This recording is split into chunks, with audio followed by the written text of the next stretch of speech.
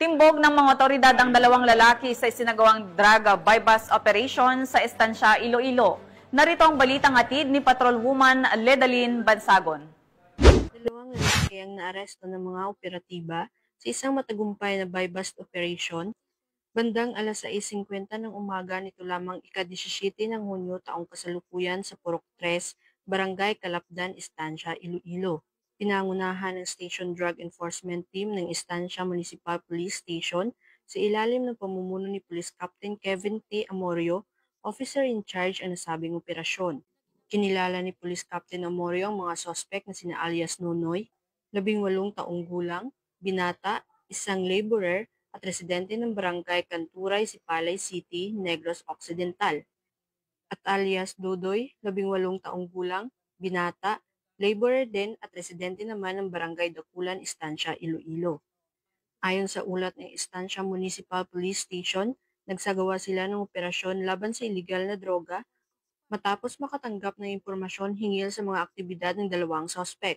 Sa isinagawang buy-bust operation, inabot umano ng mga sospek sa isang police pusher-buyer ng pulisya ang isang heat-sealed na plastic sachet na may lamang hinihinilaang shabu kapalit ang halagang 6,100 pesos na marked money. Agad namang inaresto ang dalawa matapos ang aktong transaksyon. Sa isinagawang pagsusuri at inventory, na-recover pa mula sa pag-iingat ng mga sospek ang 5 karagdagang plastic sachet na hininilaang shabu, isang itim na belt bag at iba pang mga non-drug items. Aabot sa humigit kumulang 74 na gramo ng hininilaang shabu ang nakumpiska na may standard drug price na tinatayang 639,200 pesos, batay sa kasalukuyang street value na 6,800 pesos kada gramo.